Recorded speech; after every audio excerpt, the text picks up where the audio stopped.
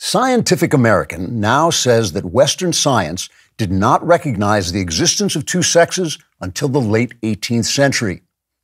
I know what you're thinking. You're thinking, oh, Klavan, you marvelous merchant of mirth, your combination of hilarious satire and shattering good looks just makes me want to forget my marriage vows and do you as if we were some sort of wild animals.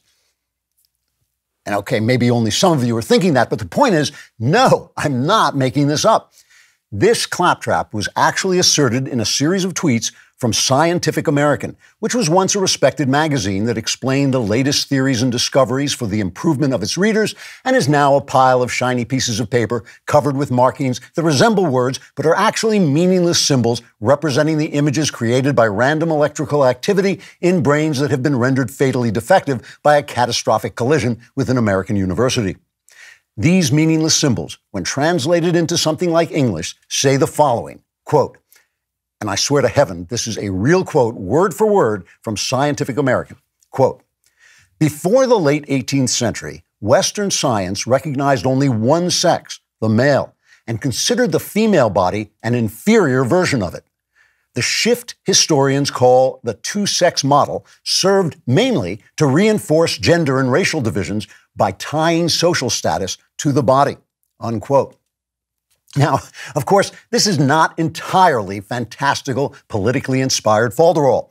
Historically, there were some men who considered the female body inferior to the male. But the popularity of this idea declined after God wiped most of them off the face of the earth by raining fire and brimstone on Sodom and Gomorrah. In an ancillary tragedy, Lot's wife was turned into a pillar of salt, which meant Lot's food tasted better, but there was no one to cook it for him. Lot ultimately became a laughingstock when he would settle into his armchair shouting, "Hey, honey, don't forget to put some salt on my sandwich," and would then just sit there watching the big game with nothing to eat. After that, people were forced to admit that the female body was far superior, if only because of the way it giggled adorably when you chased it around the room. To be fair, the great philosopher Socrates also found the male body superior, but whenever he left the agora, people used to whisper behind his back, "That's Socrates, great philosopher, but, gay." And his ideas were ultimately dismissed. To give Scientific American its due, before setting it on fire and then urinating on the ashes to make sure the flames don't spread to something valuable, the idea that the two sexes were invented in the late 18th century mainly to reinforce gender and racial divisions may be derived from the Great Gender Invention Meeting of 1785, held by the Dead White Male Society in their secret castle hidden deep within the lightning-laced fog that shrouds the craggy reaches of Mount Bigotry. It was in that fateful meeting that this gathering of powerful but shadowy figures voted that from that day forth, all people except Oscar Wilde would be divided at birth into either males or females, and the females would be cruelly forced to bear all the children and to take so long to dry their hair that every home would need a second bathroom, while the men would be free to grill steaks and use curse words while laughing loudly at jokes that aren't really all that funny when you come to think about them. Fortunately, this evil plot was finally foiled by critical gender theorists who broke the tyranny of the gender binary through a brilliant strategy, technically known as talking complete crap.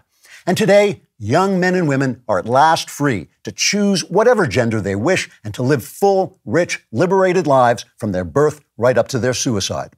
So thank you, Scientific American, for bringing this little-known watershed of Western science to light.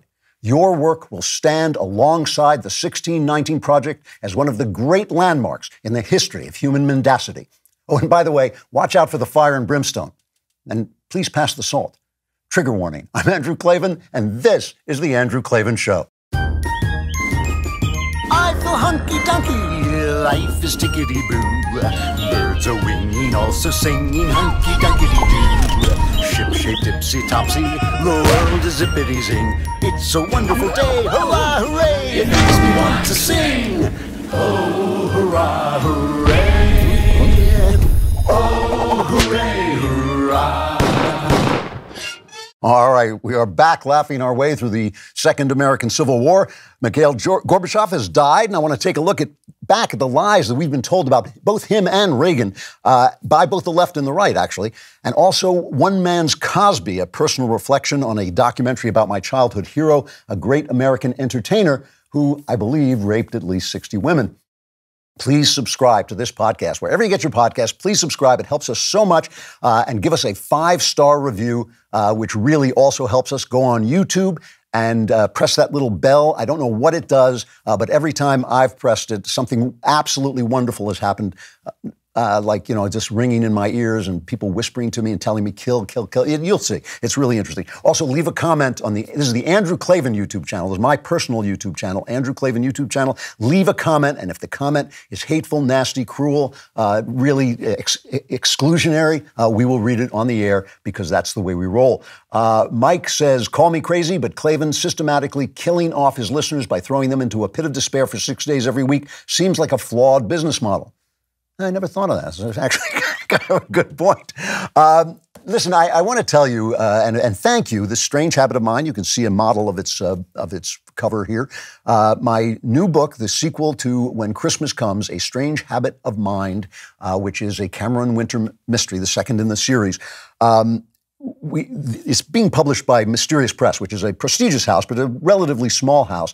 And they just got their first order from Amazon, which is the largest order they've ever gotten in their history. And that is because of you pre-ordering it. And I beg you to continue doing that because I've recently finished the third book in the series. My wife says it's literally the best crime novel I've ever written, but you'll never see it. If this does not become a series, it will not become a series if you do not buy this book. So we're trying to get it pre-sold, which will encourage the publisher to print more of them, which will encourage us to sell more. One guy, Habakkuk, who identifies on Twitter as an Old Testament prophet, and I'll just take him at his word, he won an advanced copy of Strange Habit of Mind, and he actually wrote a review talking about how entertained and energized he was by the novel. He said, I recommend the novel without reservation. I can now see why Mr. Klavan is so excited about a Cameron Winter series. The book seemed to me to be systematically exploring the Christian life while also delivering walloping fun plots, heart-aching romance, and spy thrills. Highly recommended. I can hardly wait for the next entry. Please pre-order A Strange Habit of Mind. Summer is coming to an end. You're probably going to be traveling less, but you still want your home protected, and you can rest easy with the protection of Ring Alarm. Ring Alarm is an award-winning home security system with available professional monitoring when you subscribe. And best of all, you can easily install it yourself. Ring didn't stop there. They're changing the game with Ring Alarm Pro. When it comes to protecting your home, you should go pro with Ring Alarm Pro. Ring Alarm Pro is whole home security with available professional monitoring when you subscribe to Ring Protect Pro. Ring Alarm Pro combines a security system with a fast Eero Wi-Fi 6 router for home security and network security in one device. So as autumn comes, whether you're still traveling or you're not, stay protected with a Ring Protect Pro subscription and Ring Alarm Pro. You'll get professional monitoring for the ultimate peace of mind, and if anything happens, the monitor will call you and can request emergency services. Go pro with Ring Alarm Pro. Learn more at ring.com/Klavan, ring.com/Klavan. How? Oh, please tell me, how do you spell Klavan, you are saying? It is Klavan. There are no E's in Klavan. There are no E's in Klavan. So last week I talked about 3 words you're not allowed to say, and that was conservatives were right. Every study shows that married people and religious people are happier. Those who experiment with free sex, casual sex, generally wind up unhappy, especially women. But no one ever says, that pencil-necked preacher with a Southern accent that I saw on TV, he was actually right, while the sophisticated Ivy Leaguer in the New York Times was totally wrong about everything. Maybe we should hear more about what these, goofy evangelists have to say. People want to be in with the in crowd. They want to be part of the elite. And restraint and distrust of your own desires, natural values like patriotism and marital devotion, humility, hierarchy of values, female modesty, male chivalry, they're never in fashion because they take effort and they require self-restraint. The rewards of the flesh are immediate and they're destructive. It's like chocolate cake or lust, you get a lot of pleasure out of them right away, and then the destruction comes pretty rapidly on the heels of that, when the rewards of the Spirit really take a long time to develop into a life of joy. They enhance everything about your life, but it takes time for that joy to blossom inside you. When I say that no one will admit that conservatives are right, it's not just true, though, in your personal life. It's also true in the news and in history, right? It's fake news becomes fake history. And when Mikhail Gorbachev died this week, he's 91, I think, the last leader of the Soviet Union. It was a perfect example of how nobody on the left, nobody in the clerisy, let's just call them the cultural elites, the people who have the voices, the people who do the talking, nobody would tell the truth about him. Here's some of the coverage of Gorbachev after his death. This is just one piece of coverage, cut two. Remembering Mikhail Gorbachev, the last leader of the Soviet Union, credited with lifting the Iron Curtain. Mikhail Gorbachev, the last leader of the Soviet Union who oversaw the end of the Cold War, has died at 91. Andrea Mitchell now on his legacy. Mikhail Gorbachev, the communist leader whose brief 6-year reign transformed the map of Europe and the world. The first Soviet leader with a larger vision for his country, and who was willing to hold a summit with Ronald Reagan, the American president who called the Soviet Union an evil empire. I interviewed Gorbachev back in 2001, and I asked him what his legacy would be. At first he laughed and said, "They will be big." Then, getting serious, he answered, "My ideas go well beyond the time when I was president, and I believe they are still important. Let's see what happens next." Well, that certainly proved to be prophetic. The breaking news tonight about Mikhail Gorbachev, the consequential world leader who took down the Iron Curtain. He took down the Iron Curtain. Some credit him with ending the Cold War. This is it's a half-truth, but it really is a lie in a lot of ways, and I'll explain why. But it only repeats the coverage from the time. Nobody will go back and say that conservatives were right, and that's the reason the Berlin Wall came down. Here's some coverage from the time of Mikhail Gorbachev. Cut one. This is from MRC. Gorbachev is the symbol of democracy around the world, and I think that must give our own George Bush a little pause. I remember not only the end, but the beginning of the Cold War and the 40 years of fear Gorbachev, more than anyone else, ended. He seems to me to have done more good in the world than any other national leader of my lifetime. By American presidential standards, Mikhail Gorbachev accomplished enough in his 7-year term to qualify for a bust on Mount Rushmore. He can still light up any room that he walks into. The eyes are flashing, you know, and the great command of the language and the feel that he had, the very physical presence of him. It's still fun to be around him. And we hope that you'll have a long and happy life, and perhaps one day again we'll see you in political office in Russia. We know that you've devoted your life to peace and to changing your country. And those of us who have gotten to know you count ourselves among the privileged. As the former head of the Soviet Union, Mikhail Gorbachev was widely hailed as the man who brought an end to the Cold War. He's only the most important political leader alive in the world today, historically speaking. I guess I would maintain, don't you think? Gorbachev? Yeah. If you look at what he did. You know, for me, if I look back over my lifetime, who is the world leader who changed things the most? And I don't actually think it's a close call. As far as Reagan's much vaunted role in winning the Cold War, the lion's share of credit goes to Mikhail Gorbachev, a true visionary, and it turns out the real Democrat. This is utter crap, complete crap. I was there, I watched it, I saw it happen. It's garbage. But it is the way they were reporting it at the time. I want you to compare that coverage. I want you to compare that coverage to what happened when Ronald Reagan died, June 5th, 2004.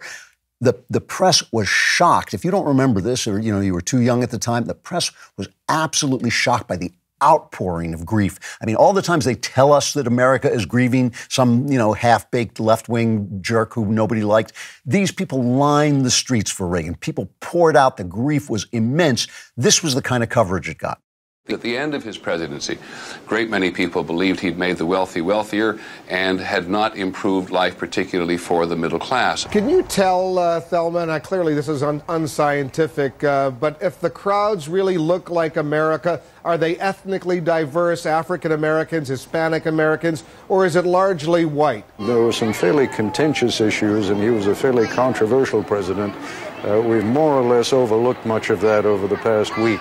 But I suspect as his friends and supporters try to raise him to the very heights there and perhaps find a place for him on Mount Rushmore, that some of that controversy and some of the debate will come back. No doubt about it. The mad Emperor Caligula once said, I think, that he wished the Senate had one neck so he could cut off all their heads at once. I wish the press had one butt so I could kick them in the butt all at once.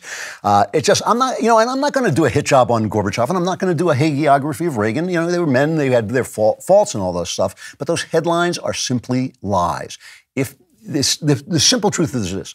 If Mikhail Gorbachev had been left to his own devices, the USSR would be standing today. He did everything he could to save it, and if he hadn't done everything he could to save it, the transition after its fall would not have led to the gangsterism that led in turn to a thug like Putin, who was needed basically to put the gangsters back in the box. I mean, that gangsterism was there because he didn't build a democratic society to take the place of the one that was falling, because he didn't want there to be one. He wanted socialism to stand. He wanted the Soviet Union to stand. People, and by that I mean conservatives, because who cares at this point what the left thinks? People attack Reagan now for all kinds of things, liberal things that he did or not seeing, how civil rights law was skewing against the Constitution.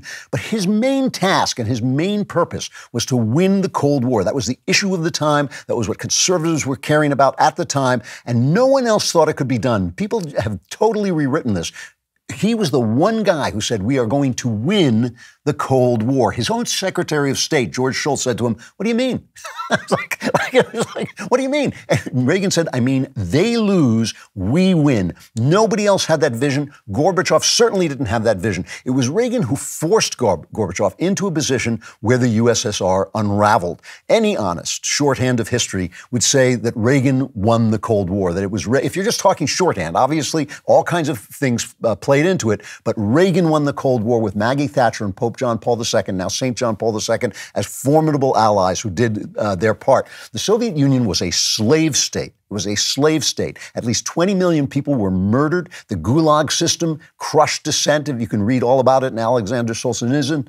Other countries like Hungary and Czechoslovakia were crushed under their iron heel. They're held in thrall. Free speech was punished. Dissidents were hunted down, jailed, killed, all to hide the fact that the God that they had used to replace the God, socialism, did not work. And it drove people into terrible poverty, people sharing apartments, families sharing apartments. And Gorbachev was dedicated to saving it as late as 1991. That's minutes before the Berlin Wall came down. He supported suppressing the independence movement in Lithuania with troops. I think 15 people were killed in that event. And then there were these massive demonstrations that obviously showed that the time when they could do that, as they had done it to Hungary and Czechoslovakia, were over. Gorbachev was still sending in troops elsewhere to try and crush independence movements. Reagan's relentless pressure maneuvered him into a position of increasing liberalization. The turning point is usually said to be the Reykjavik summit in October 1986. You heard, I think it was Andrea Mitchell, saying, oh, wasn't it wonderful that Gorbachev agreed to meet with Reagan after Reagan insulted his wonderful country by calling it an evil empire? Gorbachev needed a win because everything was going wrong. His missiles, his jets were being destroyed by the Israelis. The economy was cracking. All kinds of, there was the Chernobyl disaster that he did everything he could to cover up.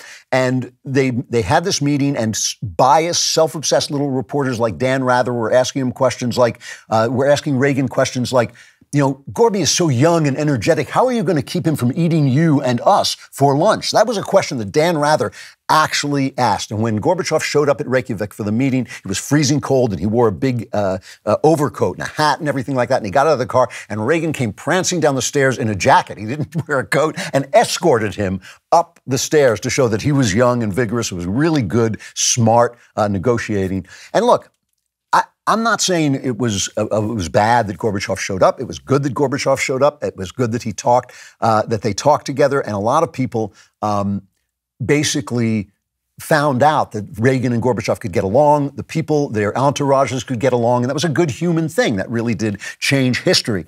But what it was all about was Reagan's strategic defense initiative, which was derided as Star Wars by the press. They called it Star Wars to say it was just a fantasy. But he had this vision that nuclear weapons could be neutralized by a space system that would shoot them out of the sky. And Gorbachev and the Russians, the Soviets, were just obsessed with this because it meant we were so far ahead of them. Reagan wanted to share it. He wanted to invent it and then share it to neutralize nuclear weapons. And the press just was making fun of them. And because Reagan wouldn't give in, wouldn't say, I will get ready, Gorbachev wanted him to keep that in the laboratory for 10 years. And he said, no, we're going to do our best to get it out there.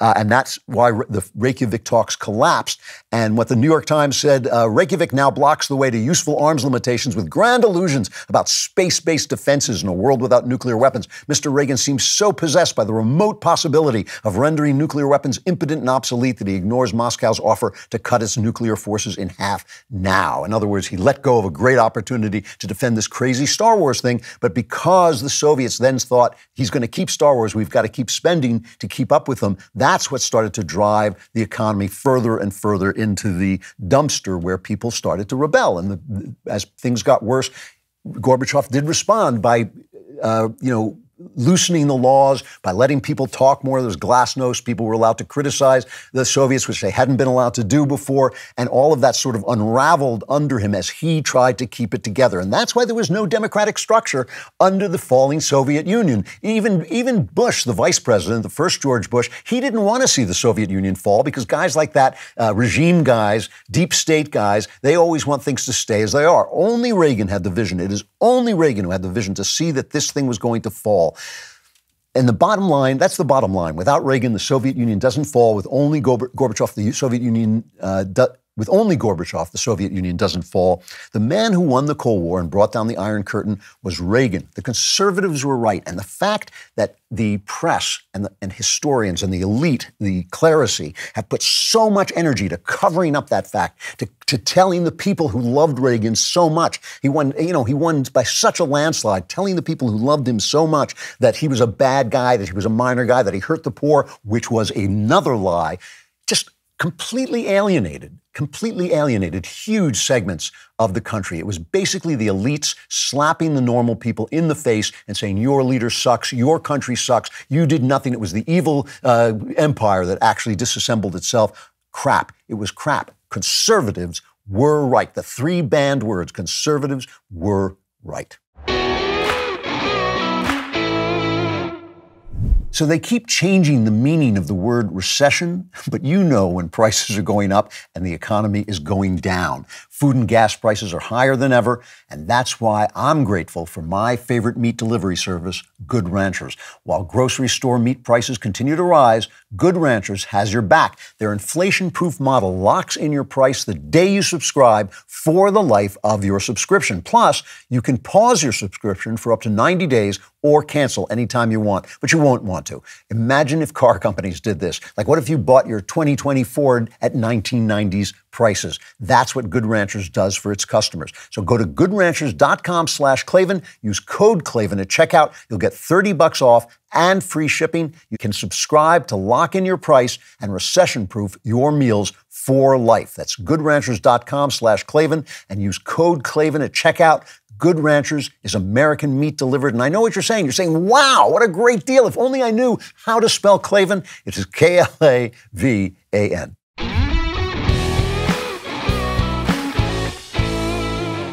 So a very brilliant journalist, and I'm not going to name him because I can't remember, a while back, and I can't remember whether he told me that he didn't want to be quoted as saying this, but he once told me, he's a top-tier guy, told me that he felt that Reagan's election was the turning point that convinced the press that the public was out of control and they had to make sure that nothing like that ever happened again, and they doubled down on their bias and on their propaganda and on their nonsense and on their alienating and demonizing conservatives. I don't know if that's true, if that is true, if it was Reagan that started it, but it's certainly whatever started it, it has become a disease made worse by the internet, made worse by the fact that the internet has democratized speech, or is trying to democratize speech, or will ultimately democratize speech, and the fact that the people who poured out at Reagan's death and who couldn't give a damn that Gorbachev, after trying his lifetime to keep the Soviet Union together, Gorbachev was always talking about socialism with a human face, but to paraphrase Garry Kasparov, the anti-Soviet chess master,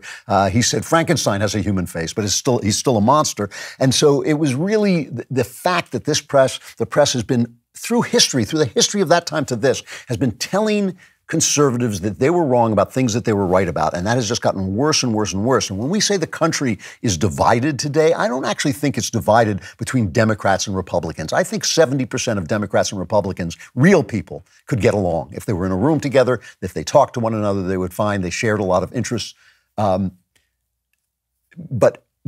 I think the real division is between people who have a voice and people who do not. And the people who don't have a voice are not blacks, they're not gays, they're anyone who doesn't share the opinion of the clerisy. They're the only people who are in danger of being canceled. They're the only people who are in danger of being fired, canceled, kicked off, social media censored.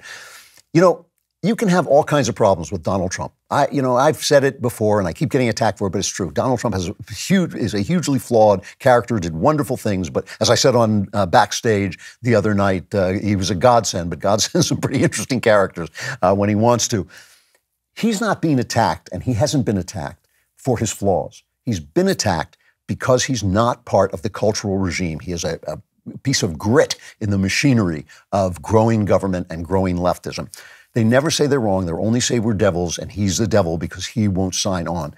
Trump's tax cut made the economy work, but they never say they were wrong. His tax cut did more to lift blacks out of poverty and to narrow the gap between blacks and whites than anything leftists have ever done, ever. But they will not say that they were wrong. Trump wanted to reopen the economy by Easter during the pandemic.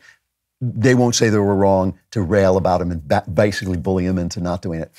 So this raid on Mar-a-Lago, which is really infuriating to me, it's not about whether Trump is doing the right thing. I don't think they have a case against Trump because he was the president. He could have just declassified anything.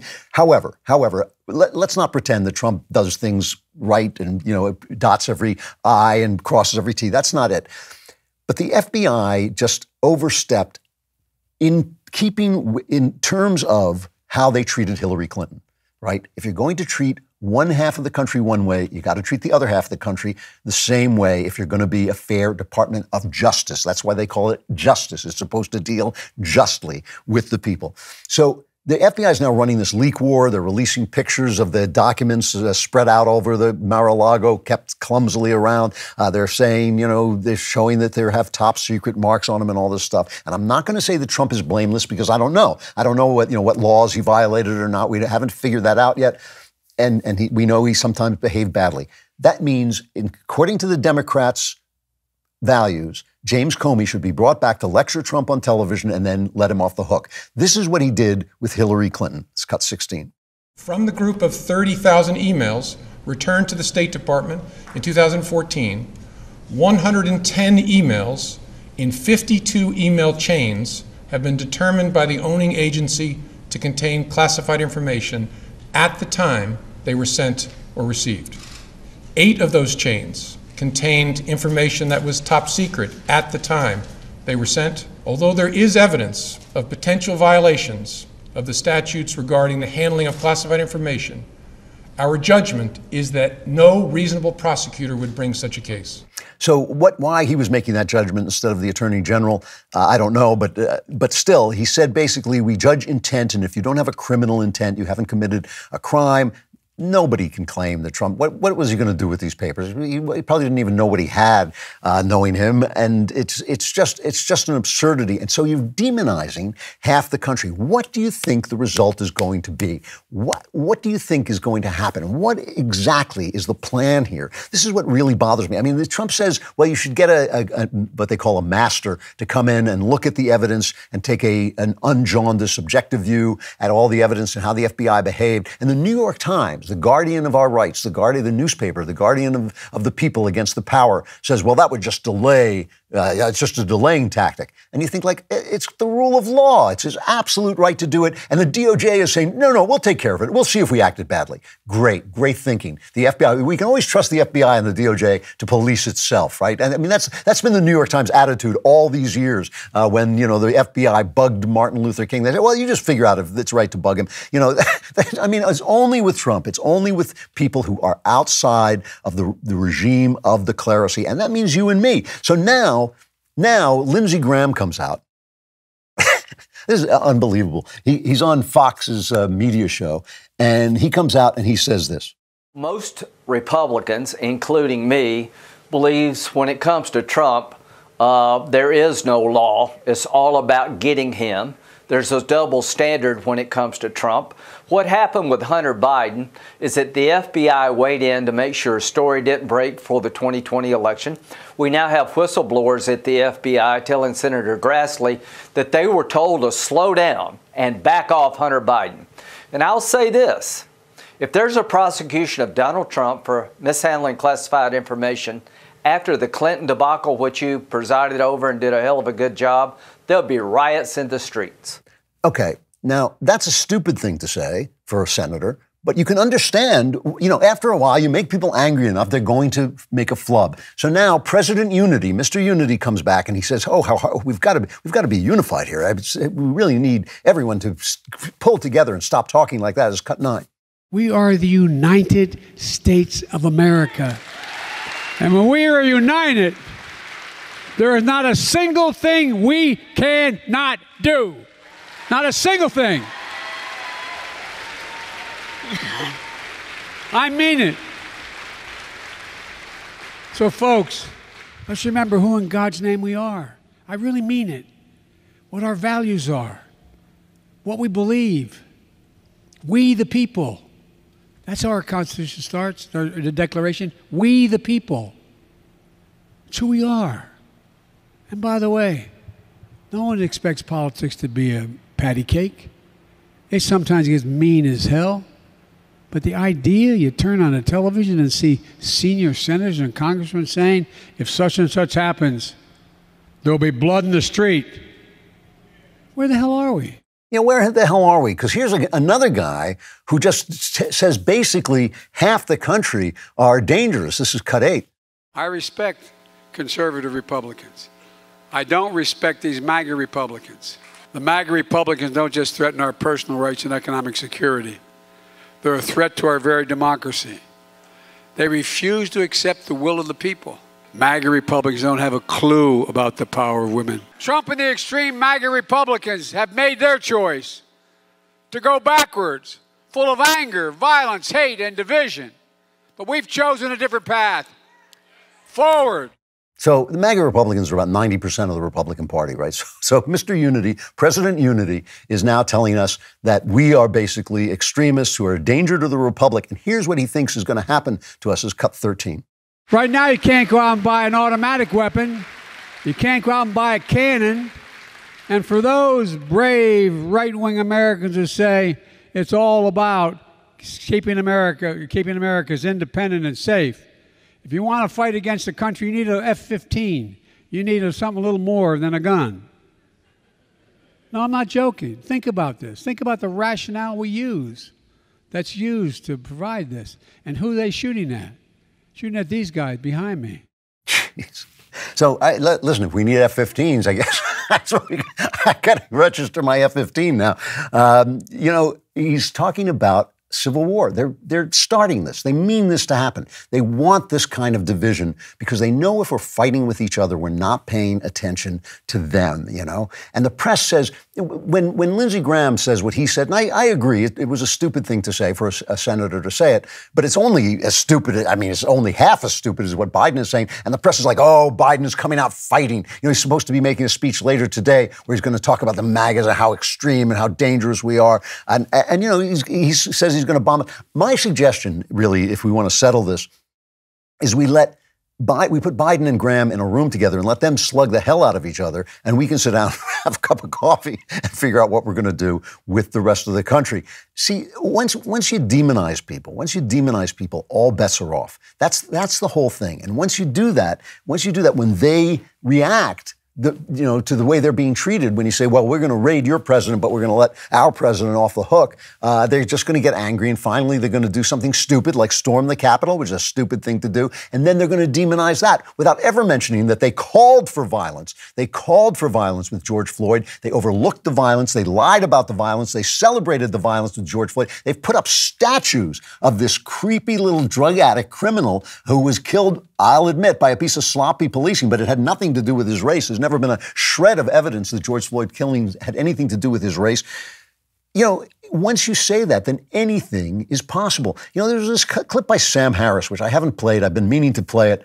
Sam Harris, obviously the atheist intellectual, who's gotten a lot of play on the right because he is, in hating all religions, he has hated Islam. So people on the right say, oh, we celebrate that. But here's what he says about the press conspiring to hide the Hunter Biden story. And now we know the FBI helping to conspire to hide the Hunter Biden story. This is cut 10. At that point, Hunter Biden literally could have had the corpses of children in his basement. I would not have cared, right? It's like, there's nothing. First of all, it's Hunter Biden, right? It's not Joe Biden. But even if whatever scope of Joe Biden's corruption is, like if we could just go down that rabbit hole endlessly and understand that he's getting kickbacks from Hunter Biden's deals in Ukraine or wherever else, right? Or China, it is infinitesimal compared to the corruption we know Trump is involved in. Now that doesn't answer the people who say it's still completely unfair to not have looked at the laptop in a timely way and to have shut down the New York Post's Twitter account. Like that's just a conspiracy. That's a left-wing conspiracy to deny the presidency to Donald Trump. Absolutely it was. Absolutely. Right. But I think it was warranted. It's warranted. It's warranted. It's a conspiracy to get Donald Trump, and it's warranted because his vast corruption that we know about. What vast corruption that we know about? People have been after Donald Trump for 50 years. They still haven't gotten him on anything, so we don't really know that much about him. Is he a nice person? In a lot of ways, no. But is he as criminal as Hunter Biden? And does Hunter Biden's criminality reach up to the White House, which I think it does? All evidence is that Joe Biden participated in it. I don't know that, but that's where the evidence is pointing. So what's he talking about? What is he talking about? You know, the thing about Sam Harris, and I don't mean to attack, this is not an attack on him personally. The guy came out with a book. I reviewed it for the Claremont Review, his first book when it came out. And I said, this book isn't very good. I said, he's a smart guy, but he's not making a very good argument that we should stop. His argument was that we should stop being tolerant of religion. It was basically during the wars on terror, and he thought that Islam was dangerous, but he thought all religion was dangerous. All religion was equally dangerous. We should stop tolerating it. Well, that made him a hero to the left. So he became famous because of that. But because he also would bravely say that Islam was a violent religion, the right started to love him. But the right wouldn't have loved him if the left hadn't used their cultural power to make him a star. It's the same thing we do with Bill Maher. Now, I have respect for Bill Maher because he lets other people speak. That is a remarkable thing about Bill Maher, and I've always respected him and said so about it. But it's because the left has made him a star that we quote him all the time as if we need their approval, And we feel that we need their approval because for 50, 60 years, they've been telling us that we're wrong about all the things we've been right about. And we, too, want to belong to the culture club. We, too, want to belong to the elite club. We pretend we don't. We say we don't. We resent them so badly. But I keep hearing people, I hear a lot of people diss the New York Times, but when the New York Times calls, they go running. And when the New York Times says something nice about them, they quote it. You know, seriously, at this point, if the New York Times says something nice about me, I think, uh-oh, what have I done wrong? You know, I mean, it's like this is a corrupt system that is demonizing us repeatedly. And when we start to fight with each other, when we start to fight with reasonable people that we might compromise with, that we might find a common ground with, they love it. They love it. They want us to hate one another. They want Americans to hate one another. If you talk to, people don't know people from the other side. They just think they do. They see them on television. They hear things taken out of context. You know, people were always quoting things from Rush Limbaugh that some fellow liberal had sent them and said, well, Rush Limbaugh said this. And I say, listen to his show. Listen to his show for one show for 3 hours and come back and tell me what you found. Because if you actually listened to him, you found he was a very funny, intelligent, insightful guy. But nobody does that, and we don't do it either. We really don't. Now, I happen to know a lot of liberal people because of the jobs I've worked in the art field of the arts, and most of them think this stuff, this woke stuff, is crap. They're afraid to say it, but they think it's crap. A lot of them do. They want us hating one another because when we hate each other, the powerful keep their power. We should be fighting with them. We should be fighting with them. These people who lie, these people who tell us when we line up for a great leader like Ronald Reagan, we should be lining up for a communist like Gorbachev. We should be fighting with them. We should keep our eyes on the activists, on the clerisy, on the elite, and take our eyes off each other, because when we're fighting with each other, we're not fighting the people who are really doing the harm to this country. You know, there are so many makes and models of cars now, it's impossible for a traditional chain storefront to stock all the parts you need. But who cares? Because you want to go to rockauto.com. Why? Because at a traditional store, you can't say, I'm going to rockauto.com. Hey, honey, guess what I'm doing? I'm going to rockauto.com. Try it. It's amazing. Not only will you get great parts for your car at excellent prices right in your computer, but your wife or girlfriend or whoever you're trying to charm will fall down at your feet and say that again. And you'll say, rockauto.com. Look, their catalog. Look how easy it is to use. Look how great their prices are. And they won't change their prices. They're the same whether you're DIY or professional. Go to rockauto.com. Get brakes, shocks, carpet, wipers, headlights, mirrors, mufflers, lug nuts, any part you need. rockauto.com. And also get the girl. Be sure to write Klavan in there. How did you hear about us box so they know I sent you? And be sure to write it in that same tone of voice.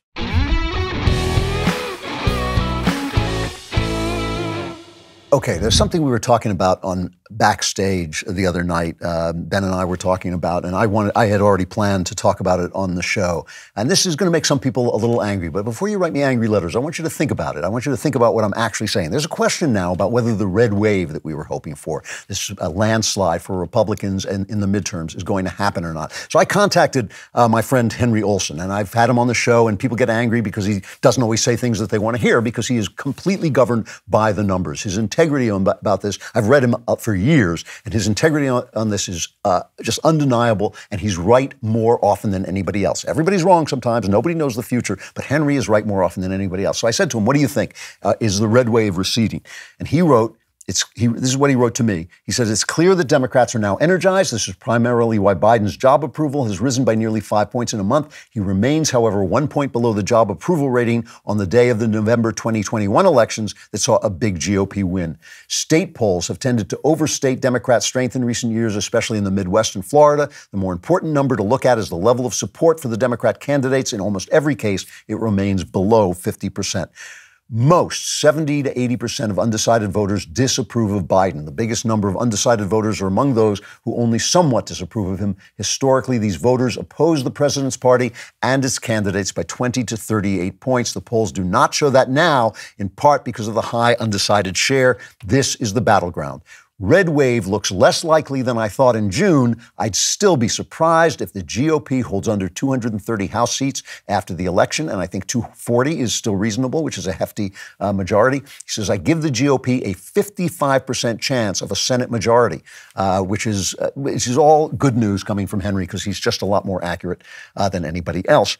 But two things are important here, all right? Now, and they have to do with passion and emotion versus politics. People are always writing to me about it with this passionate, conviction about politics, and they don't understand that what I'm talking about when I talk about politics is winning. And I understand that winning doesn't always happen right away. It doesn't always happen. You don't always score a touchdown on every play. Sometimes you move the ball 1 yard. 1 yard is better than no yards. 2 yards is better than losing yards. 3 yards is better than 2 yards. That's what you're trying to do all the time.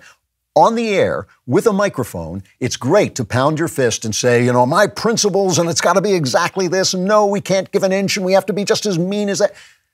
But that's untrue. It's just untrue. Winning is the point. I mean, this is the thing about the stolen election idea, is if you can't prove it in court, you're just talking. And if you're just talking is going to cost us the next election, you've done a stupid thing. That's it. It's it. I know it's frustrating, but the fact of losing an election doesn't care about your feeling about being frustrated, okay? That's my only point about it. It's just if you can't prove it in court, it's unactionable. If it's unactionable and you're talking about it is going to hurt you and lose Georgia, as it did, as I told you it would, while Trump was telling you he was going to be reinstated, I told you you were going to lose Georgia. I was right, because of course I was right, because it's not an actionable thing. All right, so two things. Shapiro made a point on Twitter that when we're talking about Trump, we're not talking about the right things. And he said, because the independents don't like Trump. And he was roundly attacked on Gateway Pundit. They said, right on cue, Ben Shapiro blames President Trump for Republicans losing steam in midterms. Good thing he sucks at predictions. Well, everyone sucks at predictions, right? I mean, that is the whole thing about the future. But this is their argument. Ben says when Republicans focus on Trump, they lose. Trump holds a 209-17 record in the 2022 primaries. That's at least a 92% winning record. Now, clearly, you can see the flaw in that argument, right? He's talking about independents. They're talking about Republicans, right? Republicans, yes, are very much in favor of Trump. They're following Trump. They're following his recommendations. They like his recommendations. The Lynn Cheney path to fame and fortune in the Republican Party is over. That path is closed. Trump has changed the game, and the people who don't get with the game are going to lose. However, the independents personally do not like him. They don't like Donald Trump, and they're the ones who are going to decide the election. So all I'm saying about this, and I think this is the point Ben was making, if we're not talking about Biden, that's who they hate. If we're not talking about Biden, we're talking about Trump, we're doing the wrong thing. Because most people don't care about Trump. They care about their gas prices. They care about their food. I don't care about Trump. If Trump can help win this country back, I'm for him. If he's past his time, I'm against him. I just want to win the country back. He's just a guy. He's just a guy. So the thing is, if we're talking about Trump, we're talking about something that aggravates the independents, the middle of the roaders, the guys who haven't made up their minds yet. We don't want to be doing that. We want to be talking about Biden and the crappy things he's doing to the country. And passion doesn't matter. How angry you are doesn't matter. Politics is what matters. And this brings me to the more important point. This is the big point I want to make. Abortion. Is abortion energizing the left? Yes, more than I thought it would. I don't know how much that's going to count in the actual election, but right now in these primaries and special elections, it is energizing Democrat turnout in certain states. You know how I feel about abortion. I think everybody who works at the Daily Wire and is on air at the Daily Wire feels as passionately as I do that this is something that has to be stopped. This is an atrocity. It is a terrible, terrible thing that has been going on in this country. We can't win all at once. Most of the people, a majority of people, believe that abortion should be limited after the first trimester, which is what? That's 12 weeks. If we can win that, even 15 months, if we can win that, we should win it. In places where we're going to lose, where candidates are going to lose for calling for absolute bans, we should back those candidates calling for lesser bans. We have to change the culture before we change the law. If you're going to lose, it doesn't matter how righteous you are. It does not matter in politics how righteous you are. It matters to God how righteous you are, but in politics, it doesn't matter. Your passion doesn't matter. Your belief, your purity, your virtue, none of it matters. What matters is winning. And if we can't win in certain states a full victory, let's win the victory we can win. That's politics. I'm sorry. Believe me, I would like to see every abortion turned off right now. But if you're going to lose, as we did in Kansas, where we actually had a chance to win a small victory, but instead lost a big victory because we went too far, if you're going to lose, you're not going to get there at all. So all I'm saying is a little bit of tactics, a little less passion. Keep your heads. Keep your heads. We can win these midterms. I know we can. Because Henry tells me we can, and he is always he's as close to being always right as anybody is about these things. But we can't do it if we let our passions govern our common sense. To say that Trump has been great in picking candidates for the primaries is not to say that talking about Trump is not going to alienate independents. To say that abortion must be stopped is not to say that it can be stopped in every state today. We have to win the fights we can win. And again, this is the thing. By making us angry, by demonizing us, by calling us names, by lying about us, they make us so angry that we make mistakes. You got to be cool hand, Luke. You got to stay cool through the election because that's how you win. You win by strategy. You win by tactics. You win by staying cool. Don't let their demonizing of you turn you into a stupid demon. So last week, I forced myself finally to watch a 4-part documentary called We Need to Talk About Cosby. It wasn't easy. I'll tell you why in a second. But the doc was released 2022 on Showtime. It's made by comedian W. Kamau Bell. And it tells the story of Cosby's career and his alleged serial rapes of women and gets reactions from various people, most of them kind of woke leftist black Americans. Not all of them, but most of them woke leftist black Americans. And I call my reaction one man's Cosby. And to begin with, let me say Cosby was convicted of 3 counts of aggravated indecent assault against one woman. A lot of the women's, statute of limitations had run out, but he was accused by around 60 women who said he drugged and raped them.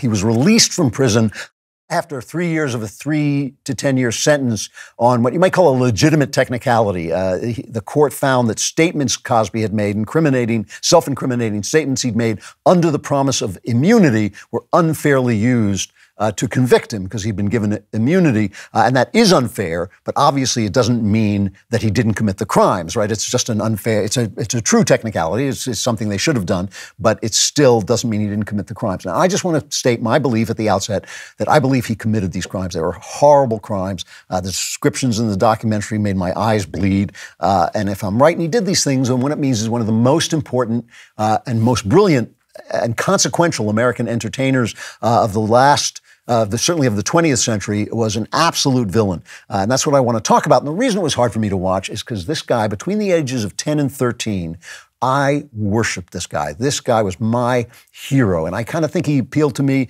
My father was a comedian, and I think he was who I couldn't use as a role model, and I think he was a comedian who I could use as a role model and somebody who didn't hate me and oppress me. My wall was plastered with Cosby pictures the way another kid might have had sports heroes up there. I actually wanted to be a comedian for a brief period of time just because of wanting to imitate him. When the TV show I Spy came out, it was a spy show where he was the first lead in a weekly drama. I watched every single episode. There was this thing with his co-star Robert Culp where they would ad-lib this kind of jazzy, cool dialogue, and I just ate it up. I just loved it.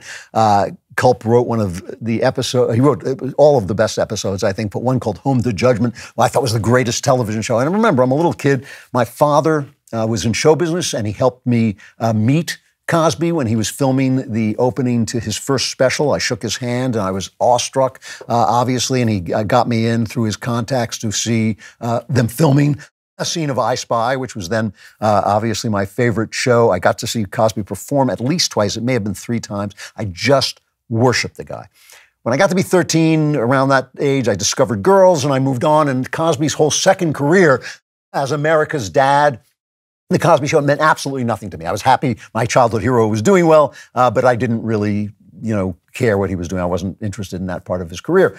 But still, when the rape allegations came, I felt it like, he was my hero as a kid, and it hurt, Now, obviously, all of this meant something different to black people than it did to a relatively privileged white guy, right? To black people, he brought their lives into the mainstream, and they felt proud of him, and that's a totally natural thing. I felt proud that the great Dodgers pitcher, Sandy Koufax, was a Jew. It made me feel that Jews were being welcomed into America, were part of the American scene. I'm sure Cosby made a lot of black people feel the same way. But I can honestly say, in my worship of this guy, his blackness meant almost nothing to me. And it's not like, I'm colorblind, I don't see color. I could see perfectly well that he was black. I thought it was cool that his comedy came from a grittier scene than my life, which was a suburban life.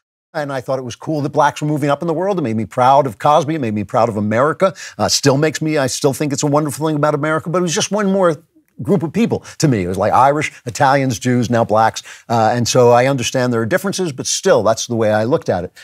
And where the commentators, like I said, they're mostly leftist people, and the commentators in this documentary talk about the fact that Cosby's comedy at first was relatively unracial, and they talk about making whites comfortable and ignoring the race. But to me, I see it still. I'm not sure I would have thought about it then, but I see it now as a power move, right? If there is such a thing as white privilege, what white privilege is the privilege of any majority of not having to think about themselves. Blacks talk about being black, Jews talk about being Jewish, gays talk about being gays, because they're in a minority, and being in a minority is an experience, right? Where being in the majority is not. It's just being normal, right? So that's the way whites feel, not because they're white, but because they're the majority in that country, in this country. And so they feel like it's just normal. What are you complaining about? And I think what Cosby was saying with his comedy is, I'm the same way.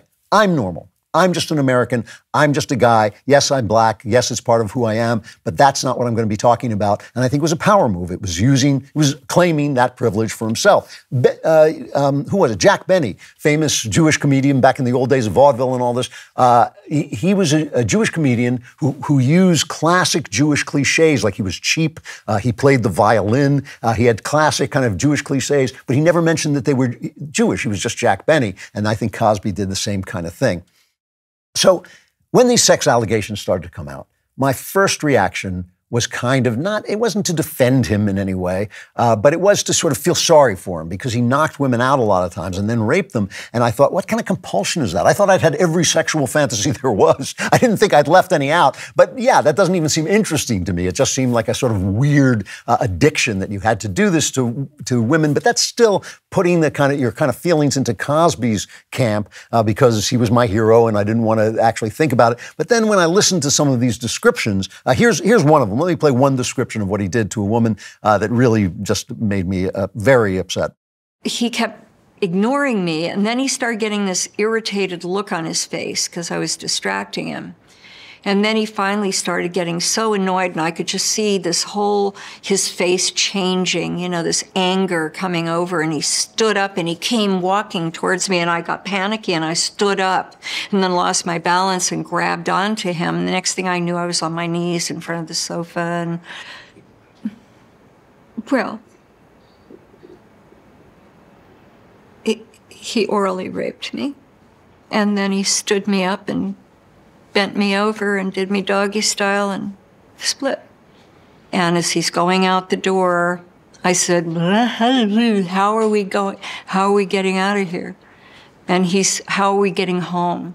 And he just pointed, he didn't even look at me. He pointed to the desk and he said, call a cab. And he slammed the door.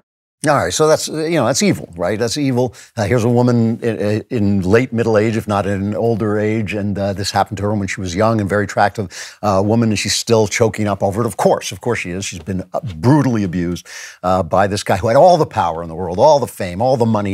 He could have had women coming and going, but this is the way he treated women, and so this is a terrible thing. And the other thing about him is, I was confirmed in my feelings, because there were some comedians in this, that the guy was a genius. He was a genius comedian. There's very touching scenes of them watching his famous concert film, Bill Cosby himself, and they're watching it on iPads for the documentary, and they're just going, God, this guy's so good. He was so good. He was so creative. Seinfeld says he's basically the definition, the linchpin of modern comedy, and he just was. And it was all clean like Seinfeld, and that's the thing that's that is so disturbing about it, that this great genius of a comedian was doing these things to people. And he would set himself up as a mentor and promise these people things. And, one thing that I came away with is that everybody had to have known. Everybody had to know he was doing something. They had to know he was doing something. It's just like Jeffrey Epstein and Harvey Weinstein, they knew. And I hate feminism. I think it's bad for people. I think it makes them unhappy. But I always tell leftists, just because you've identified a problem doesn't mean your solution is the right one. Well, same thing, it goes in reverse, that just because you don't like the left solution doesn't mean the problem doesn't exist. And the way that women are treated, the hatred, the anger that Cosby was expressing, and that was legitimate to express, that Harvey Weinstein expresses, that Jeffrey Epstein expresses, the fact that not one of the men who took advantage of Epstein's pimp power has been arrested or accused. I mean, just some people have been accused, but no one's been brought before the law. It just tells you something about the society that's off, that's wrong. And I don't think it's just our society. I think it's been true maybe throughout history. And I think it's something we should really think about. And I think politics and feminism keep us from thinking about it in a real way. It's something that actually does need philosophical reflection. I'm going to reflect on it, not today, but I'm going to come back to it because I think it's really a disturbing fact. But the thing is here, Cosby was not caught because he raped women.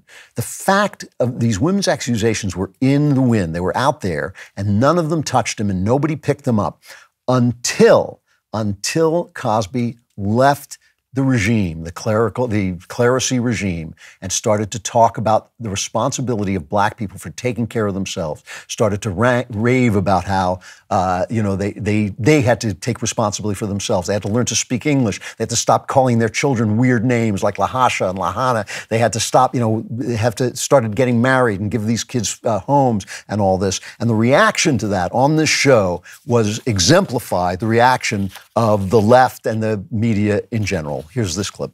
For the first time in his career, Bill Cosby divided the black community. It's on us. To be fair, some black folks loved it. But many of us hated it and felt betrayed. And it hurt even more when he wrote a book about it and took this new act on the road. What's the problem here? Why are we worried about dirty laundry? I'm talking about dead, young males. Believe a child when she says somebody's fondling her. Bill Cosby turned this one speech into the next phase of his career. And a lot of the people who loved what he was saying did not have the best interests of black people at heart. What are you going to do about the war in the inner city? Well, about the war in the inner city, number one, is to get more moms and dads. That's number one. And thank heavens Bill Cosby said it like it was. That's where the root of crime starts. The idea that Mitt Romney doesn't have the welfare of black people at heart, it's just garbage. It's just garbage, Of course he does. Of course he does. He just doesn't have leftism in his heart because leftism doesn't work. And the thing about black people taking responsibility for themselves is it's not fair. Things have been done to them that can't be undone, and it's not fair that they can only rise by taking responsibility for themselves. It just happens to be a fact. It's a frustrating, not fair. It's a fact. That's the only way up. The only way up is to leave the past behind because the past ain't going to change one little bit. Not one day of the past is going to change, and not one ramification of the past can be corrected. You just have to change yourself. You just have to. So Cosby was right about this, but it drove them crazy. And this is what happened. Yeah, I'm taking this from Wikipedia. I knew it already, but I'm reading it off theirs. Cosby social commentary led to the unsealing of documents in a previous civil suit by a woman who had accused Cosby of sexual assault, which in turn sparked renewed interest in older allegations. The judge ruled that releasing the sealed documents was justified by the, quote, stark contrast between Bill Cosby, the public moralist, and Bill Cosby, the subject of serious allegations concerning improper and perhaps criminal conduct. That's why he unsealed it. Cosby was not caught for what he did to women. He was caught for what he said about black people, and what he said about black people was unfair, but true. Then after all these things were unsealed, a comedian named Hannibal Buress mentioned the allegations in a routine, and that became a big thing. So what do I take away from this hero of mine, who now, it really does seem to me, I'll say it's alleged because he got off on that technicality, but it seems to me that he raped more than 60 women and treated them like garbage. Well, first, I think we have to talk about, at some point, the way people actually feel about women and treat women in this country, from the transgender movement, who is basically eliminating women, to the people who didn't say anything about Harvey Weinstein, which is all of Hollywood, to the people who don't say anything about Jeffrey Epstein, which is the entire establishment, who are not going after these guys. That's something we have to talk about. But the other message about Cosby is this. It's not that there are no heroes. It's that heroes aren't what we think they are. Heroes are people who rise above themselves. Cosby was a genius comedian, and I'm not sure that makes him a hero, but it makes him a genius comedian. But that genius is the spirit, and the spirit goes where it will. Talent is blind. Spirit is blind. It lands on people you just can't believe, who suddenly say things that are meaningful, who suddenly do things that are beautiful. And when T.S. Eliot, the poet, said, the more perfect the artist, the more completely separate in him will be the man who suffers and the mind which creates. The more perfectly will the mind digest and transmute the passions which are its material. The thing is, the man who did these things is not the spirit who spoke through him. And when we look at talent, and when we see performers who do beautiful things, artists who do beautiful things, even politicians who do great things, all the kinds of heroes that we have, sports people who do great things, we have to remember that what we are seeing is the spirit in action. We have to worship that spirit, but we have to let the guy go, because if you follow human beings, if you put your trust in human beings, you're going to follow them right into the darkness. Cosby's darkness was darker than most. I mean, really dark. But he was a genius comedian and a guy who did a lot of great good through his comedy and through his performances. It's just a very hard thing to keep in your mind. It's a very hard thing for me to keep in my mind. This guy who meant so much to me in my youth turned out to be, I believe, a very, very great villain. It just shows you that when the Spirit moves in us, what we're seeing is the Spirit, not the flesh. So some of you will be shocked to find that corporate media presents the news in a biased way. I know, who would believe it? But we all know it. We all know it's true. But thankfully, there's a way to get the most important news of the day without their narrative. And that's by listening to one of the top news podcasts, Morning Wire. I listen to Morning Wire all the time because they tell you the stories that aren't getting out there. The corporate media is kind of smothering, and they give you insight into them, and they talk about them in a deep and exploratory way. New episodes are available every morning, 7 days a week. They cover stories other media outlets won't touch. You will find Morning Wire on Apple Podcasts, Spotify, Daily Wire Plus, or wherever you listen to podcasts. So just a little while ago, the governor of New York, Kathy Hochul, made a very interesting comment about local New York Republicans. Here it is. And we're here to say that the era of Trump and Zeldin and Molinaro, just jump on a bus and head down to Florida where you belong, okay? Get out of town. Get out of town. Because you don't represent our values. You are not New Yorkers. That seemed like a pretty good offer, so I wanted to talk to somebody who had actually taken that advice, and I couldn't think of anyone better than my pal Carol Markowitz, who is a terrific columnist at the New York Post. She also writes, I'm reading this, but I didn't know this, she also writes for Fox News, Real Clear Florida, Spectator Magazine, and many other outlets. Carol, it is great to see you. How are you? So good to see you, Andrew. Nice. Thanks for having me. Well, I have to, this is the only way I can talk to you because now you live in Florida where there are alligators and I'm, Again, you have a standing offer and a guest room. Now, actually, the reason I wanted to talk to you, aside from the fact that you're a great political observer, is because you are a true New Yorker. Is that a fair comment? Absolutely. I grew up in Brooklyn. My husband grew up in Queens. We were going to raise our kids in Brooklyn. We had a life plan. And then the pandemic hit and we saw things that we could not unsee. Okay. All right. So, well, first, let me ask you, what's your reaction when you hear Kathy Hochul say that? What is your first reaction to that? Well, from my perspective, it's like, welcome. I would love to have more conservatives move to Florida, turn this into an even redder state. And I root for New York to do better and to succeed because I still have family there. I still love that stupid place. You know, it was my home for so long. And I really did have a very warm feeling about it throughout my whole life. I mean, I always knew it was kind of kooky and leftist, but until the pandemic, that kind of stuff really didn't bother me on a day-to-day basis. And so for Kathy Hochul to chase away sort of the saner voter in New York, the people who are going to bring that state back, if it ever does come back, it's really their loss. It's their loss and Florida's gain. Explain to people, and you really do have to explain this to people, what you like about New York. I lived in New York for 10 years. I dreamed about getting out every day. But I have three brothers there, one of whom, or two of whom, I think if you took them out of New York, they would simply suffocate and die like fish pulled out of the river. Hey, I thought I would. Yeah. I thought for sure that we could never live anywhere else. And look, for a long time, that would have been a hilarious proposition that we would be leaving to New York. That just would never happen. But what happened is the pandemic forced a lot of things to the forefront that had been sort of hidden. I think one of the main things is that there is a lot of inequality in New York, and it all comes from the left. The left forces this inequality. So they closed schools, for example. And then I lived in Park Slope, a very, wealthy, well-to-do, very, very left area.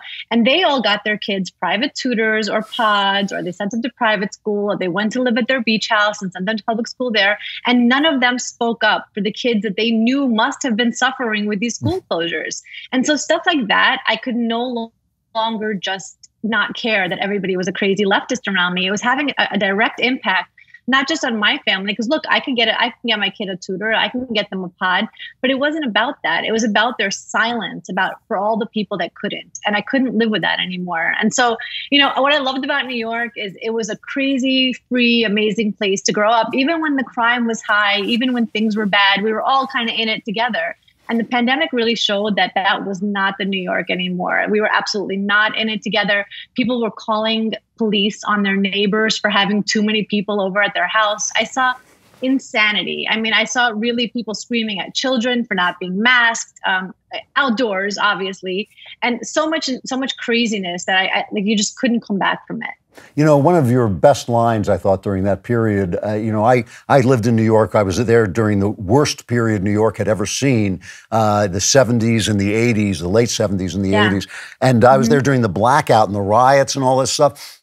And New York always had this reputation of being crazy but tough. When things went bad, everybody got together and they toughed it out and all this. And we had a sense of humor. But you pointed out that really New York was weak during this. New Yorkers were weak. They were weak and snivelly. And now, my question is this. Every time I bring this up to New Yorkers, and I know a lot of New Yorkers, they say, well, you weren't there for the first part of this thing. It was such a trauma. It was so bad. Bodies in the street, people dying, grandparents being carted off, that we got it worse than anybody else, and maybe we overreacted. Is there any fairness to that? Well, so for a long time, I thought that was the truth. I thought that, okay, yes, we did get hit harder than anybody else. It was very traumatic. We did not leave New York in 2020. We were there the whole time. And I thought, okay, but my city comes back from this kind of thing. 9/11, I was there for that. Blackout of 2003, I was there for that. So we do bounce back from things. But this was something else entirely. I still don't see New York bouncing back. And again, it wasn't so much the trauma. So like, 9/11 happened, or any of these other incidents happened in New York. And that really was about the trauma. We all went through it together. This was about what the trauma exposed. And it was like, it wasn't just that something bad happened to us. It showed that we were like bad people to each other and that we didn't care about each other in a way that we had previously cared about each other. It was like 9/11 happened and nobody ran into the buildings and nobody tried to save anybody. And everybody just kind of went their own way and was like, well, maybe you shouldn't have been in that building that day. It was really that kind of thing. It was like, maybe this is your fault that your kids aren't in school. Maybe you should, care about other people. Maybe you shouldn't want grandma to die or the teachers to die. Or maybe you should think about, homeschooling them or whatever it was. It was like, it was your fault for wanting the normalcy that everybody else seemed to have around the country. That's really interesting. Now, when I was there for Christmas time, I was there for a bunch of parties. And I think all of them but one, of course, it was the Reason Party. It was the Libertarians. I saw you there. Yeah, that's right. That's right. Where I saw it. But all of them were canceled because Omicron started. And I would say to people, I'm going to Nashville, and they're not masking up for this, and their numbers are the same as yours. And kind of a veil would fall over people's eyes. They were just like they couldn't take it in. So, all right. So how'd you wind up in Florida? Besides Kathy Hochul Florida telling became. Well, it was she didn't tell me soon enough. I wish she had let me know earlier. Florida became this beacon of freedom. We kept hearing that this governor that was sort of not that well known at the time, Ron DeSantis, was moving to open schools, and all the headlines were, Governor DeSantis tries to open schools as COVID cases rise. And this was not summer of 2020. This is summer of 2021. This is like, Florida schools open earlier than everybody else. My kids have been in school for weeks at this point. And so they had this thing happen. So 4 teachers died in Florida, summer 2021. School had not started yet. So the fact that 4 people died and they happened to be teachers it was completely irrelevant. It was like 4 plumbers died. We can no longer have plumbing. And so you saw him kind of defy this rhetoric. I think a lot of weaker politicians would have folded. That's a moment that I keep coming back to, where these 4 teachers in Miami-Dade died over summer break. And everybody kind of looked at him and said, well, Governor DeSantis is not going to open schools now that these teachers died. And he was like, no, we need to put kids first. Kids need to go back to school. And he just proceeded on and did the right thing. And so a lot of these moments, my husband and I were watching from afar, and we were like, that is what we want. We want that sanity for our kids. And we did sort of a test run in 2021. We lived in a different part of Florida than we do now, sent our kids to full-time in-person school while school was like sometimes school in New York City. And we really loved it. And it is from the governor. He definitely sets the tone.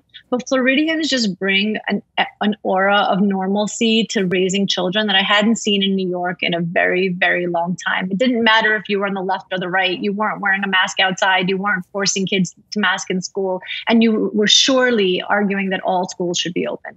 That's you have, as I recall, like 47 children. Is that correct? Yeah, you nailed it. Yeah, somewhere. I can't remember. Somewhere in that vicinity. I have 3. You have 3. But okay. it does feel like 47. And so they're fairly widely spaced, and so you're dealing with all levels. Is their experience in school? I mean, would you say are these public schools or private schools? They're public, public schools, and my 3 kids are very different. They're 3 super different from each other children, and we found that Florida schools really met their needs. It was like they were meeting them where they are. If the kid, one of my kids is like pretty advanced, one of my kids is like kind of behind, mostly due to the pandemic, and one of my kids is like pretty on track, and the schools really adjusted to them. I had no idea, because in New York we talk a lot of smack about other states' schools, but Florida schools have been phenomenal. I've been very impressed. Well, one of the things that got me about that Kathy Hochul thing is they go to Florida where you belong. That phrase, right. is, kind of like, it was kind of like, right. It reminded me of like on the waterfront. You come from Greenport, go back to Greenport. Now, as a New Yorker, you come to Florida. Obviously, there's no culture. No one can read. I'm sure everybody's illiterate, right? Now, what is it like culturally? How is it culture shock for you? So, I mean, I would say that the biggest culture shock is that like you can't call for Chinese food and have it like at your door before you hang up the phone. And that's we joke, but that's actually been a really tough adjustment for our family. It's like 6:30 on a Tuesday, and we're like, wait a minute, what are we eating?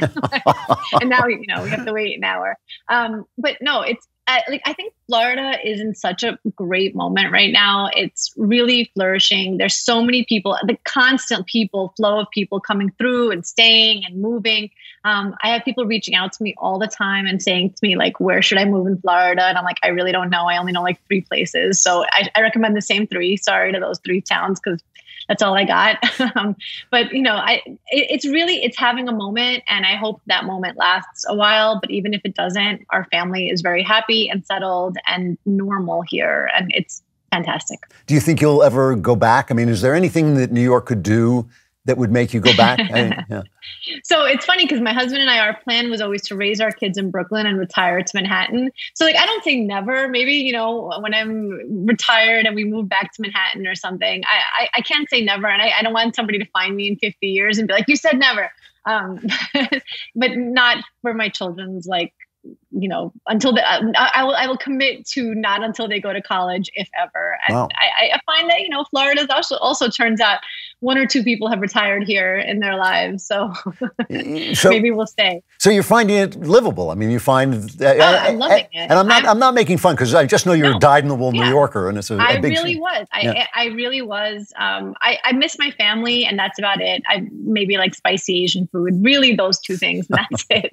But everything else is. I wake up happy every day, and I really can't convey. And then I know other parents of like small children really get this, but like I worry so much less about my kids here. And for a long time it was COVID pandemic related things, but now it's things like I don't worry about my first grader learning gender theory in school. Just not something that I need to like watch out for. Nobody's asking him his pronouns in first grade, and other things like that. I have a weight lifted off of me where I don't have to be this extremely monitoring parent who has to like look at every single thing that the school presents, because I'm looking for that sneaky leftism that is in there and is coming.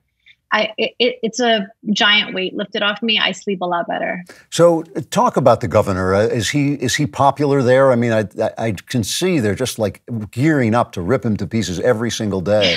How do the people feel about him? I have yet to meet anybody who doesn't like him. I meet people on the left also. And again, I think that what happened during the pandemic has so shaped people. I mean, you have like restaurant owners who are maybe liberal, but are so grateful to him for keeping their businesses open. They know how it went in other places. And I know so many parents that feel that same level of gratefulness that closing schools was just not an option in 2021. And that was the way it was. And that's the way it was going to be. They see him as brave. And I fully see that also. He has stood up in so many different ways to so many different people and said, this is the way it's got to be. And again, it wasn't easy. I come back to that, the 4 teacher deaths. I think a lot of other politicians would have folded. I think they would have said like, okay, maybe we'll start at a hybrid. Maybe we'll start with masks and see how it goes. And he was just like, no, this is how it's going to be. And he turned out to be right. And I think a lot of people owe him an apology that's not coming, but he knows how grateful my family is. I, tell him all the time. And I feel like a lot of families like mine. I also run into people who are like, I know you, I know who you are. I've seen your story. We also moved here and we followed, basically the same path as you, where we were thinking about it. And then one day we just up and left. Carol, it's always interesting talking to you, so I was expecting this to be interesting, but it's actually quite a remarkable conversation to hear somebody talk about the weight lifted off of your shoulders of moving to a blue state. I always wonder why people, for instance, in San Francisco, tolerate the increasing dysfunction of a Democrat government, why people in New York tolerate it. And now that I listen to you, I wonder even more. They probably just don't know how good it is when it stops. It's great to see you, and it's great to hear. It's great to hear it's going so well. And believe me, if it weren't for the alligators, I'd be right there with you. Come on down. Thank you, Andrew. Thanks a lot, Carol. All right, we're running a little over, so we will get right to the mailbag. There'll be blood in the street. Where the hell are we? All right, from Emma. I love that name, Emma. It's a beautiful, beautiful name. I write to request your guidance regarding the challenges of transitioning into motherhood. Prior to becoming a mother, I had a promising career as a musician, which was exhilarating and rewarding at times, though it was accompanied by personal crises such as debilitating perfectionism and financial uncertainty. I eagerly anticipated the coming of my firstborn as an opportunity to step into a new role, nurturing mother, wife, and keeper of the home. Since the birth of my daughter 18 months ago, I've come to realize that what I want and what I actually yearn for are not always aligned. My love for my child is more potent than I could have possibly imagined. As long as she is thriving, I will tolerate any compromises. However, if possible, I would like to do better than merely tolerating the compromises, and instead find a way to feel that I too am thriving. In principle, I fully agree with you that raising children is a noble and sacred occupation. However, this worldview is incongruent with my residual male typical ambitions to apply my intellect and creativity and to be recognized and appreciated for the work I produce, that is my music. Though it may be selfish and immature to focus on my own fulfillment, I'm wary of becoming chronically resentful if I mismanage my competing appetites to be a perfect mother and a successful artist. I trust that your candid response will help to set me straight. Well, yeah, first of all, it is not my opinion it's not even my opinion that it's male typical to want your intellect and creativity to be put to use. If you read my book, The Truth and Beauty, I talk about how the Industrial Revolution stripped women of their industries, their at-home industries, and my hope that the computer will make those at-home industries possible again, because raising children is a beautiful, beautiful thing, but it has a lot of, routine work in it that sometimes can be mind-deadening, and it's a good thing to be able to do some work that actually uses your creativity and other parts of your ability, if in fact you feel that way. I mean, you may feel, oh no, I'm completely immersed, especially if you have a lot of kids and, running a home becomes an actual business, but still, it can be something where you want to do other things. So, look, your child comes first. You're not going to go on tour as a performer while you're raising your child, certainly not in the first 5 years. But there are certain, you can certainly compose. You can play sometimes. My daughter uses nap times to write in and has done quite well with that. You shouldn't feel that this is some kind of it's a responsibility. You have something to do. That baby needs you. An 18-month baby needs the mommy. There's just no question in my mind about that. But still, there are times when you can do stuff, and you should use that time, and you have to put in your own energy. The one thing that I would warn you about, and this is a hard saying, I'm going to say something tough here. If you had debilitating perfectionism and financial uncertainty, I question whether your career was as promising as you think it was. And I was just saying you shouldn't convince yourself that this baby stripped you of a great career. I knew an actress once who used to tell me how she gave up her career. And when I really questioned her career consisted of sitting in the movies, avoiding auditions because she didn't have the, courage to go to auditions. And so I just want to say, don't put it on your child that you gave up this promising thing for her. Instead, look at it as, no, this is a beautiful thing in your life, but you still have this talent, and you want to utilize that talent, utilize it in ways that you can, that will not take you away from your main idea. You know, it's not a black and white situation. It's just you're going to have to make compromises to do your first job first. From Parker, I enjoy your show and think you're a really smart guy, but I just don't understand how you can say that the Bible says not to judge, especially after you spend an entire show judging Merrick Garland as corrupt. You judge abortion as wrong and evil. You quote the Bible saying it says not judge, but that's not what it really says. It says to judge with right judgment. So what do you say to this? Thanks for taking my question. Thank you for your show, and thanks for your great books. Well, thank you for all of that and for being civil in your disagreement. I've talked about this before, but it's worth talking about again. Your thesis is essentially that the creator of the universe took human form and suffered death, so that he suffered something that we all have to suffer, but he suffered it at a level that we can't even imagine because he was a God, so he could experience everything at its highest, most pure level. So he suffered death, torture, injustice in ways that even the people who suffer terrible deaths don't suffer them. And he did that to tell us to judge rightly instead of wrongly. Did we need him to do that? Couldn't he have sent a letter to tell? I mean, don't we all know we should judge rightly, not wrongly? See, I think my thesis is this. I understand that we have to make judgments in life, obviously. We have to judge good actions and bad actions. What we can't judge, and I've said this before, what we can't judge is a person's position in terms of God, of where a person stands with God. We cannot say that this person's soul is polluted. We have to say, you're doing the wrong thing, but you know, God loves you and I love you. And that's the radical thing. The radical thing, when he says judge not, and he doesn't just say judge rightly, he says judge not lest you be judged. Don't take the mote out of your brother's eye, take the plank out of your own eye. And people say, well, it says after you take the plank out. No, that's not what he means. What he means is, yeah, come back to me when you've taken the plank out, because that's not going to happen. You're never going to be able to get all the planks out of your eyes. So concentrate on that. He's telling you to concentrate on yourself, to transform yourself instead of judging. Listen, I've said this before, but I have had many good friends who say things that I think are immoral and who have done things that I think are immoral, and they know that I think that. They know that I believe that, but that's not what I spend my time doing. I spend my time loving them and being their friends and being there for them when they need me to be there for them. If they come to me and say, help me get out of this, or am I doing the right thing, or ask my opinion, I tell them my opinion, I tell them what I think they should do.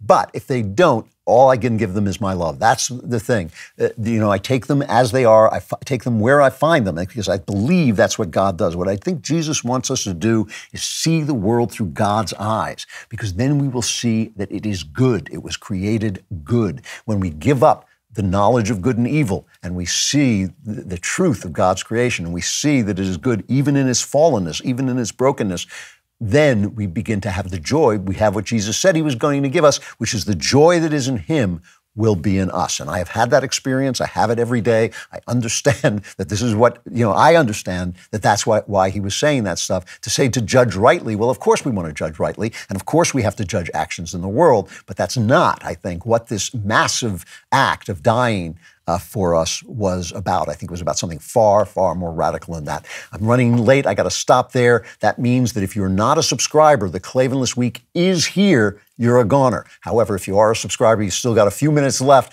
on our members only block. So tune in.